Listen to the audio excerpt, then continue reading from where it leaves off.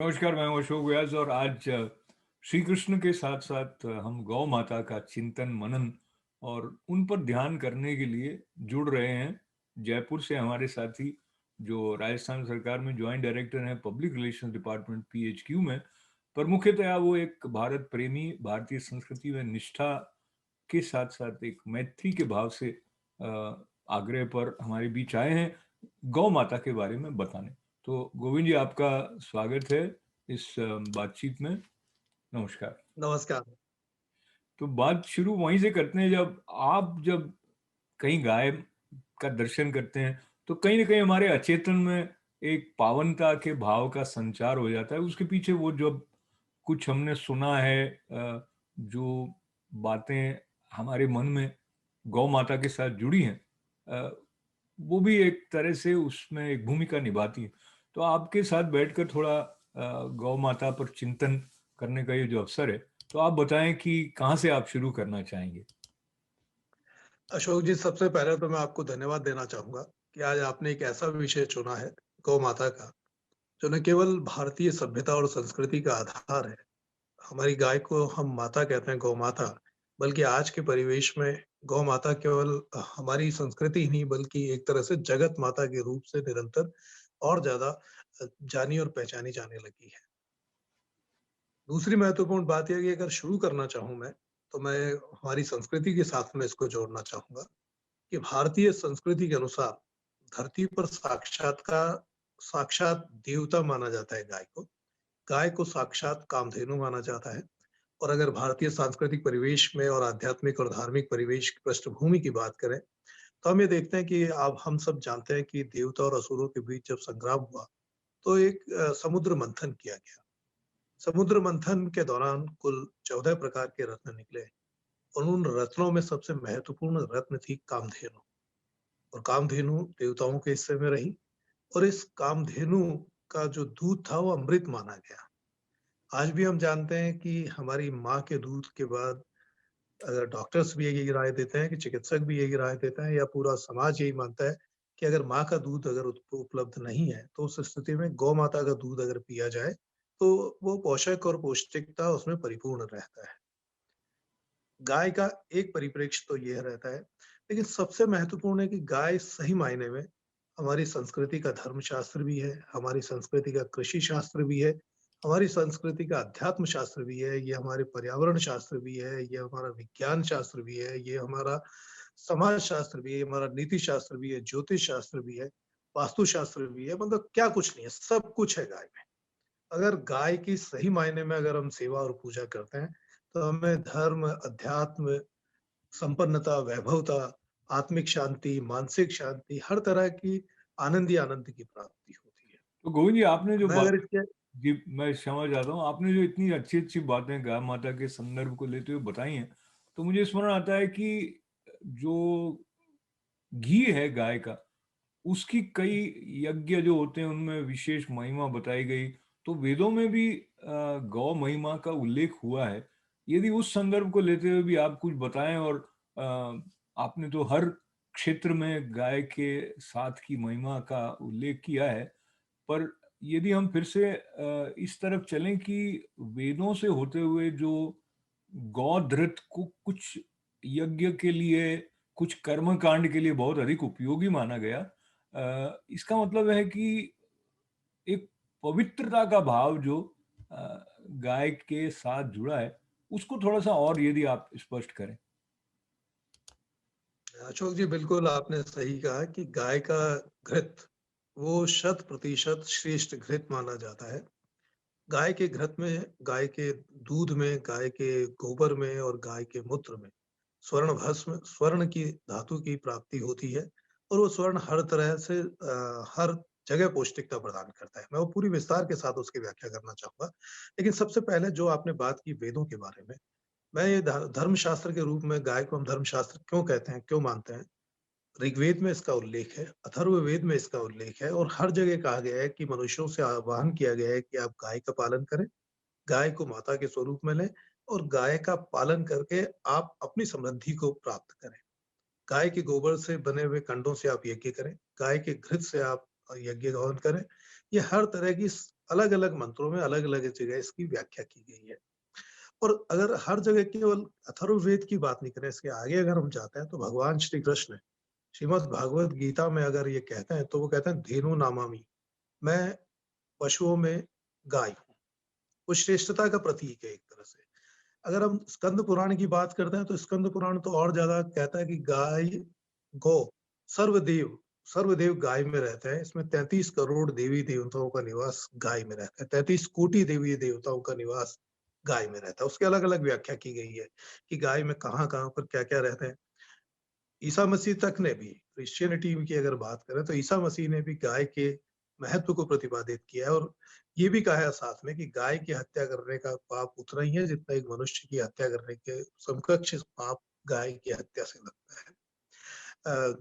जैन धर्म के प्रवर्तक, जैन धर्म के प्रथम तीर्थंकर ऋषभ देव, अगर उनकी चर्चा करें तो उन्होंने भी गाय के महत्व को प्रतिपादित करते हुए गाय की पूजा करने की बात कही है, गाय के पालन करने की बात कही है। गुरु गोविंद सिंह, गुरु नानक, नानक वाणी में भी अगर हम देखते हैं, गुरुवाणी में भी देखते हैं, गाय के बारे में अच्छे संदेश उसमें साथ में है। तो मेरा कहने का तात्पर्य है कि लगभग सभी धर्मों में, सभी हमारे धार्मिक ग्रंथों में कहीं न कहीं गाय के महत्व को प्रतिपादित किया है। लेकिन आज दुर्भाग्य से हम उन महत्व को भूलते हुए काफ़ी कुछ भूल चुके हैं और गाय के प्रति उतनी श्रद्धा और विश्वास नहीं रह गया जितना हमारा रहता रहा है। और वो गाय के प्रति श्रद्धा और विश्वास अगर हम करते हैं, तो उसी दृष्टि से इसके परिणाम भी मिलते हैं। लेकिन किसी न किसी स्वरूप में ये फिर वापस आने लगा है। ये जो मैं आपने इसका जो जी, मैं ये महसूस कर रहा हूँ गोविंद जी कि हम जिस युग में हैं, वहाँ पे हर पदार्थ का जो उपयोगिता के साथ में संबंध जुड़ जाता है। तो गौ के साथ में जैसे आप पहले बता रहे थे आर्थिक दृष्टि से भी अ, जो प्रासंगिकता है गौ पालन की उसकी तरफ भी हम थोड़ा बढ़ जाएं क्योंकि अ, हम सीधा-सीधा देखते हैं कि हम दाल-रोटी की चिंता करने लग जाते हैं या बल्कि जो आप जयपुर में हैं तो आपको पता है कि बहुत सारे जो गौ रक्षण के संबंध में लोग सक्रिय हैं, वो अ, ये क्या कहलाता है वो स्थान जहाँ गायों को रखा जाता है, तो वहाँ पर भी अधिकतर जो गायें बूढ़ी हो जाती हैं, उनकी देख-रेख करने की स्थिति नहीं रह जाती है। और ये वाला जो सारा है कि गायों की देखभाल और उसके साथ जुड़ा हुआ जो आर्थिक चक्र है, उसके बारे में यदि कुछ बताएँ आप? अशोक जी बहुत अच्छा बात की है और मैं आपको अमेरिका के परिप्रेक्ष्य से बात शुरू करना चाहता हूँ। हाल ही में आपने एक वर्ड सुना होगा गायों के प्रति कि गाय जिस तरह से हमारा किसी न किसी स्वरूप में हमारे साथ में जुड़ती जा रही है। अमेरिका और यूरोपियन देशों में जिस तरह से कोविड के दौरान जो मानसिक तनाव की स्थितियां उत्पन्न हुई, बहुत सारी ऐसी असंतोष की स्थितियां उत्पन्न हुई जब लोग बहुत कष्ट में थे, बहुत संकट में थे और उस समय वो देख रहे थे कि किस तरह से हम अपने आप का बचाव करें, किस तरह से हम आगे जाएं, किस तरह से हमारे तनाव से, मानसिक तनाव से अपने आप को बचाएं। तो उसको दृष्टिगत रखते हुए एक नई तरह की चीज सामने आई और उसको कहा गया है कि गाय के साथ गले लगना। काओ काओम्युनिकेशन कम्युनिकेशन काओम्युनिकेशन के रूप में सामने आया स्विट्जरलैंड और जर्मनी में। जब लोगों को कहा गया कि आप अपने मानसिक तनाव को दूर करने के लिए गाय के साथ बैठें, गाय के साथ संवाद करें। आपको ये जानकर आश्चर्य होगा कि काऊ फॉर्म्स में कई जगह ये काओम्युनिकेशन की फैसिलिटीज प्रोवाइड की गई बहुत अच्छे खासे पैसे लेकर के। अगर आदमी 15-20 हजार रुपए भारतीय मुद्रा में अगर बात करें, तो यूरोप के किसी भी राष्ट्र के कई जगह काऊ फॉर्म में जाकर के बैठ कर के गाय से संवाद करने के पैसे दे रहे हैं और गाय से संवाद करके उनको मानसिक संतोष प्राप्त हो रहा है, उनको निराशा का भाव आशा में परिवर्तित हो रहा है, नकारात्मक भाव सकारात्मक भाव में परिवर्तित हो रहे हैं और उनको इस तरह के इसके लाभ मिलने लगे हैं। तो जब यूरोप इसकी तरफ बढ़ा, अमेरिका में भी बढ़ा। अमेरिका में तो और ज्यादा बढ़ा कि गाय के साथ गले लगना। और एक मैंने आर्टिकल पिछले दिनों एक पढ़ा कि जो अमेरिका के कई काऊ फॉर्म्स में गाय को गले लगाने की सुविधा उन्होंने प्रदान की है और उसके लिए वो पर ओवर डॉलर कुछ डॉलर्स पैसे ले रहे हैं और लेने के बदले में गाय को गले लगने की बात कर रहे हैं और गाय को गले लगाने के बदले में ये कहा जा रहा है कि आप गाय के साथ गले जब लग रहे हैं तो सीधी सादी भोली भाली गाय जब आपके उसका जो स्पर्श है, कहने का आशय है कि अब तक तो गाय के हम हमारी स्थितियों में तो हम गाय के पंचगव्य की बात करते थे कि गाय से हमें दूध मिल रहा है, दही मिल रहा है, घी मिल रहा है, गोबर मिल रहा है, गोमूत्र मिल रहा है। लेकिन वो नहीं, वो सब लाभप्रद तो है ही है, गाय का स्पर्श तक भी लाभप्रद है। तो ये ऐसी स्थितियाँ जो भारतीय परिवेश में तो हम गाय में यही मानते थे कि गाय के हाथ फेर रहे हैं हम। गाय के हाथ फेरने के बाद हमें आनंद की अनुभूति होती थी। हमें अच्छा लगता था कि गाय के को हम सहला रहे हैं, उसकी गर्दन को सहला रहे हैं, उसकी पीठ को सहला रहे हैं, उसकी जो एक उसके ऊपर जो कुव्वड़ सा बना हुआ रहता है, उसको सहलाने के अलग परिणाम बताए गए हैं। उसकी पूँछ को सहलाने के अलग परिणाम बताए गए हैं। और गाय की पूँछ के बारे में तो एक और इंटरेस्टिंग पक्ष ये भी है कि भगवान कृष्ण को जब नज़र लगती थी, तो उनकी माता यशोदा गाय की पूँछ से उनके झाड़ा लगाती थी। अब इसका तात्पर्य ये था कि झाड़ा लगाने का मतलब हम उसको आज अंधविश्वास के रूप में नहीं मान सकते। हो सकता है कि गाय के पूँछ में कुछ इस तरह की बातें रही होगी जो किसी वायरस को खत्म करती होगी। जो उनकी नज़र लगने का आशय ये था कि उनको कुछ बीमारी हो गई और उस बीमारी को दूर किया जा रहा है गाय की पूँछ को हिला करके भी। जो आज भी किया जा रहा है, आज भी ग्रामीण क्षेत्रों में जहाँ ब्रज क्षेत्र में विशेष तौर पर जब छोटे बच्चे बीमार होते हैं तो गाय की पूँछ से उसको झाड़ा लगा रहे हैं। तो ये झाड़ा लगाने की प्रथा उसको कुप्रथा के रूप या उसको हम अंधविश्वास के रूप में लेते हैं, लेकिन हो सकता है उसके पीछे की वैज्ञानिक अवधारणा ये हो जो अभी खोज करके इसके बारे में भी रिसर्च करके बात की जा सकती है। लेकिन गाय के स्पर्श की रिसर्च जब अमेरिका और यूरोप कर रहा है, तो भारतीय परिवेश में तो हमारी संस्कृति गाय को पालन करने के साथ में रोज सुबह-सुबह गाय के ललाट पर हाथ फेरने की रही है। गाय के सींग में बताया जाता है कि तीनों देवताओं का ब्रह्मा, विष्णु, महेश का निवास रहता है। गाय के मध्य भाग में तो शिव शंकर का और गाय के सींग के शुरुआत में भगवान ब्रह्मा और महेश विष्णु का स्थान रहता है और मध्य में शिव शंकर का स्थान माना जाता है। गोविंद जी गाय के ललाट पर गोरी जी, की प्रतिमा गोविंद बनी जी, इस जाती है। संबंध में मुझे स्मरण आता है कि जो 33 करोड़ देवताओं का निवास है गौ माता के अंदर, ऐसा कहते हैं। तो इसमें सबका अपना अपना स्थान है, जैसा कि आप बता रहे थे। तो जो लक्ष्मी जी हैं, वो पहुंचने में देर हो गई थी, और संभवतया गंगा भी आने में देरी हो गई थी उनको। तो उनके देर से पहुंचने के साथ कुछ ऐसा है कि उनका जो गौमूत्र है उसमें और जो गोबर है उसमें भी कुछ विशेष महिमा वाली बात है। मैं एक बात का और उल्लेख करना चाहूंगा, महर्षि दयानंद सरस्वती स्वामी सत्यार्थ प्रकाश में लिखते हैं, बार बार उन्होंने उल्लेख भी किया है कि एक जीवित गाय अपने जीवन काल में 14,000 से अधिक व्यक्तियों का पालन करने में सक्षम होती है। और अगर उस गाय को मार दिया जाए, तो ज़्यादा से ज़्यादा 80 लोग उसके मांस को खा करके अपना पेट भर सकते हैं।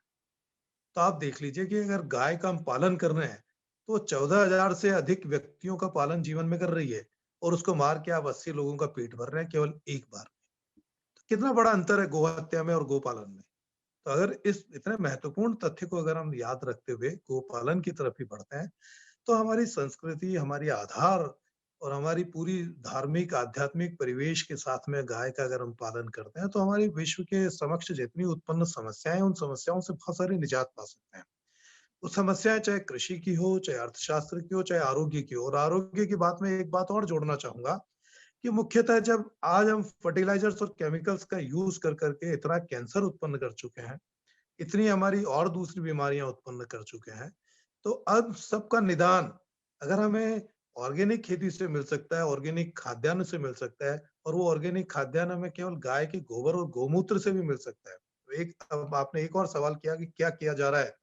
मैं उसका उल्लेख करते हुए कि सरकारें अपने स्तर पर तो कर ही रही है, लेकिन अब गोहत्या बंदी के लिए और गाय के महत्व को समझाने के लिए कुछ संस्थाएं और आगे आई है।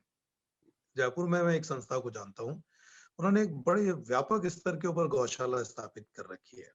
आपने एक पथमेड़ा नाम सुना होगा जो जालोर सिरोही के पास में है। उस पथमेड़ा में 10,000 से ज्यादा गायें एक साथ एक ही जगह पर रह रही है। गौशाला है वहाँ की, विशाल गौशाला है और वो विशाल गौशाला अपने आप में बहुत आत्मनिर्भर गौशाला है। गाय का दूध भी बेचा जाता है, दही भी बेचा जाता है, उसका छाछ भी बेची जाती है, उसका घी भी बेचा जाता है, गौमूत्र भी बेचा जाता है और गोबर का प्रोसेसिंग करके उसका खाद बना करके उसे भी बेचा जाता है। ऐसी बहुत सारी गौशालाएँ हैं, जहाँ की गायें दूध नहीं दे रही, लेकिन उनकी गोबर और गौमूत्र मात्र से वो आर्थिक दृष्टि से स्वावलंबी बन रही है। बस ज़रूरत इस बात की है कि उसके उसका पूरा प्रोसेसिंग हो। हमारे अधिकांश ग्रामीण क्षेत्रों में गौशालाएँ तो खोल दी गई है, दुर्भाग्य की बात है कि लोग जीवन काल में जब गाय दूध देती है तो उसका दूध तो पी लेते हैं, लेकिन जैसे ही गाय ने दूध देना बंद किया, वो थोड़ी बुजुर्ग हुई या वो थोड़ी बीमार हो गई या उसके कोई और संदर्भ परेशानी हो गई, उसको सड़कों पर छोड़ देते हैं। सड़कों पर छोड़ी हुई गाय प्लास्टिक खाती है, वो ऐसी चीजें खाती है, कीड़े खा जाती है, वो उसके पेट को खराब करते हैं और उसको कई सारी गौशालाओं में जब मृत गायों का पोस्टमार्टम किया जाता है तो उसमें कई किलोग्राम प्लास्टिक निकलता है, कई ऐसी लोहे के तत्व निकलते हैं जो उनके शरीर को अस्त-व्यस्त कर देते हैं। तो ये बहुत दुर्भाग्य की बात है और एक तरह से हम पाप कर रहे हैं उनके प्रति। हम अपने इतने सेल्फिश हो गए हैं, इतने स्वार्थी हो गए हैं कि जब तक वो हमें दूध देती रही तो उसका पालन करते रहे। जैसे उसने दूध देना बंद किया, हमने सड़कों पर छोड़ दिया उसको। और एक और दुर्भाग्य की बात है कि गौवंश में बछड़ा होना दुर्भाग्य का प्रतीक हो गया।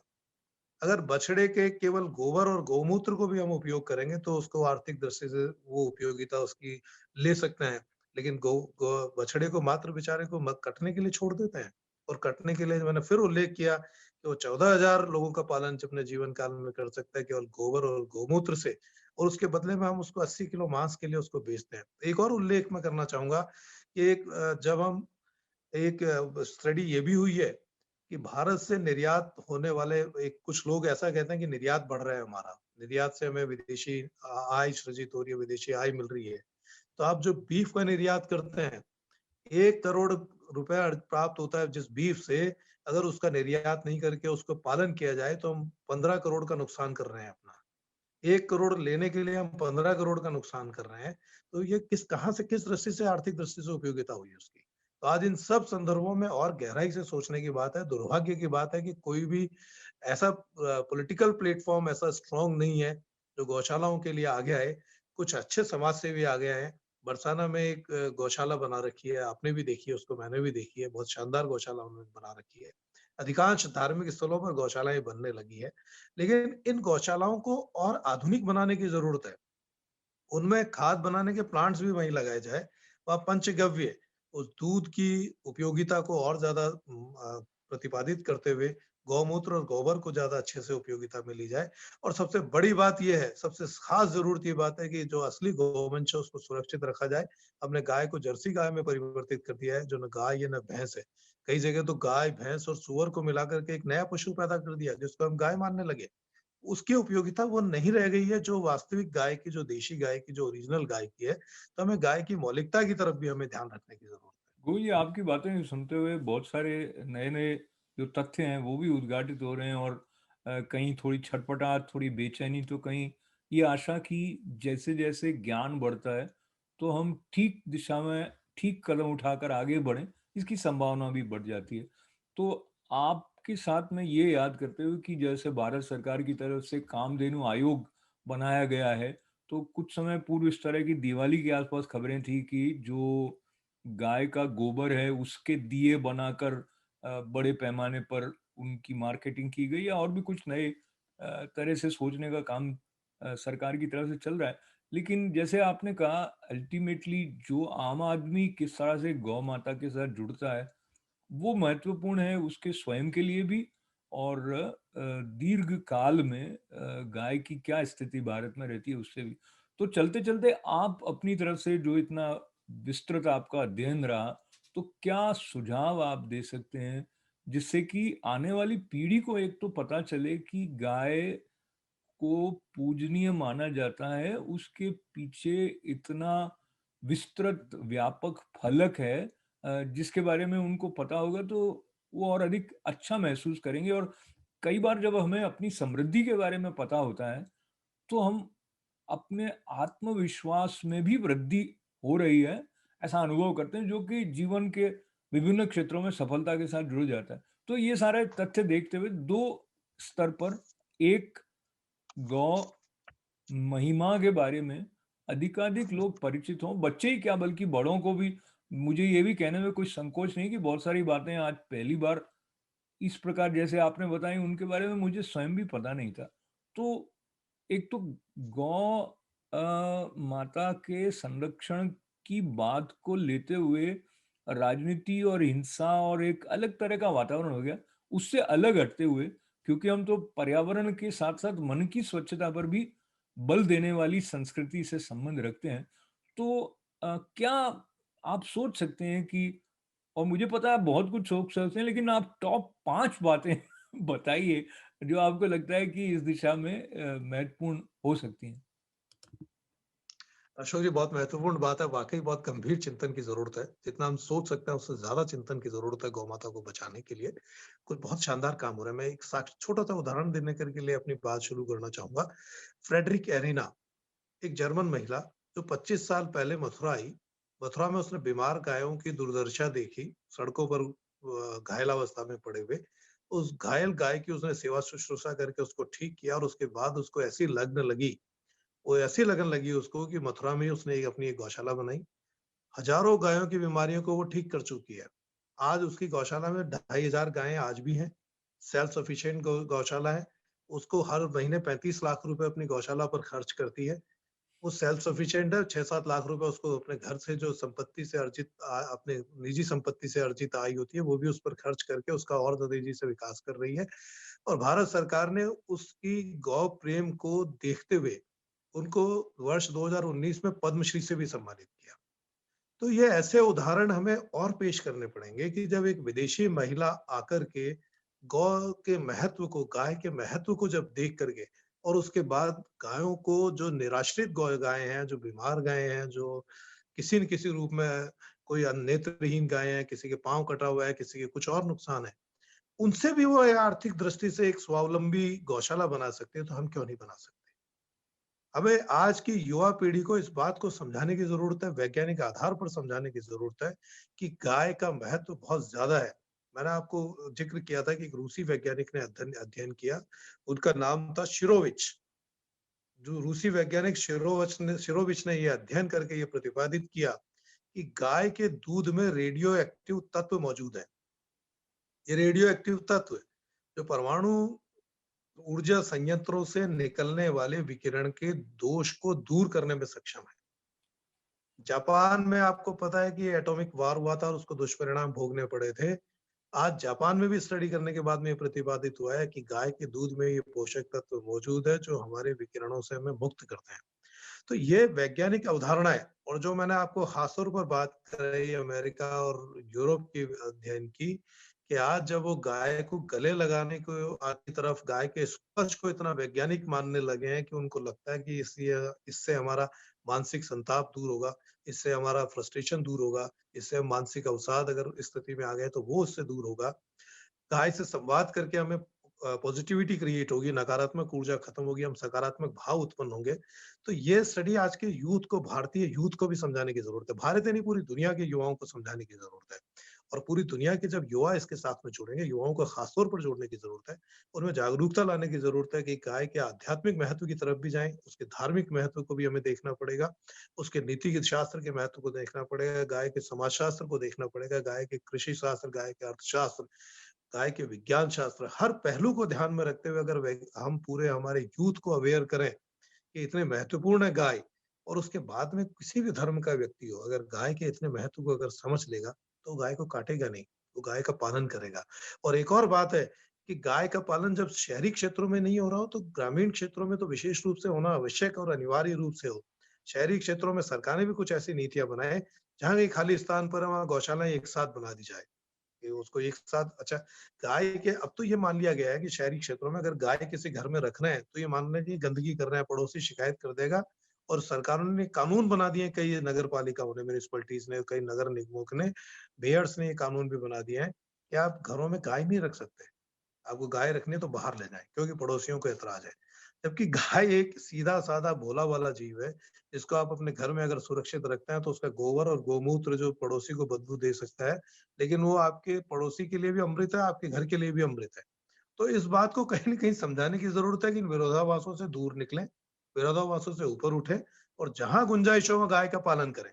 और गाय का पालन करने के साथ में, गाय का पालन करने के बाद सड़कों पर बेसहारा और निराश्रित अगर कोई गाय को छोड़ता है, तो उनके विरुद्ध अभियोग दर्ज करके उनके खिलाफ कानून बनाया जाए कि वो लोग एक तरह से गौ हत्या के ज़िम्मेदार वो लोग भी हैं। गाय के बछड़े को सड़कों पर छोड़ने वाले लोग, वो भी गौ हत्या के ज़िम्मेदार हैं। तो इस तरह के कानून बनाने की भी आज ज़रूरत है। और हरि अनंत हरि कथा अनंता, उस बात का स्मरण करते हुए गोविंद जी का आभार है और आप सभी के प्रति प्यार के साथ में बहुत बहुत मंगल कामनाएं हैं। बातचीत को विराम देने का वक्त आ जाए तो भी हम गाड़ी में भी टाटा करते रहते हैं। उस प्रकार की टाटा करते करते आप अगर कोई एक बात और कहना चाहें गोविंद जी तो। सर निश्चित रूप से कि हम गोपाष्टमी मनाते हैं दीपावली के बाद कार्तिक अष्टमी को। दीपावली गोपाष्टमी के दिन हम गाय और बछड़े की पूजा करते हैं। तो केवल पूजा करना, उनकी तिलक लगाना पर्याप्त नहीं है। मन में हम निश्चय कर रहे हैं हर गोपाष्टमी को, हर अष्टमी को, कि गाय की पूजा ही नहीं करनी, गाय का पालन करना है, गाय के प्रति समर्पित रहना है। हमारे शास्त्रों ने तो गाय को श्रेष्ठ धन बताया बताया है। आपको पता है कि कई तरह कहते हैं गोधन, गजधन, वाजीधन और धन और फिर संतोष धन के साथ उसको जोड़ा है। लेकिन अगर धन की दृष्टि से भी देखा जाए तो श्रेष्ठ धन गाय को बताया गया है, जो ब्राह्मण का प्रतीक है। गज धन और वाजी धन, वाजी मतलब अश्व, उनको क्षत्रिय का धन बताया गया, और रत्न धन और वैश्य का बताया गया। लेकिन गाय के गोधन को श्रेष्ठ बताया गया। और आपने गाय का शुरू में उल्लेख किया था कि गोदान किया जाता है, मृत्यु के समय गोदान किया जाता है ताकि आत्मा शांति से निकले। भगवान श्री राम जब अपने वनवास के लिए जाने लगे तो त्रिजटा नामक ब्राह्मण को उन्होंने गोदान किया, गाय दान की।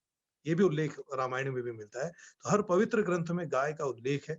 और आज की दौर की सबसे बड़ी जरूरत है कि हमारी इस पुरानी विरासत को हम संजोए, और संजो करके हम गौ माता का पालन करें। तो उसी में हमारी निश्चित रूप से भलाई निहित है, उसी में हमारा श्रेष्ठ कर्म निहित है। वही हमें एक उज्जवल भविष्य की तरफ अग्रसित करेगा। तो बहुत सारा धन्यवाद गोविंद जी का करते हुए। Govind Parik ji, joint director public relation, PHQ, Rajasthan सरकार। पर इसके साथ साथ एक बहुत प्रखर वक्ता, चिंतक और भारत प्रेमी।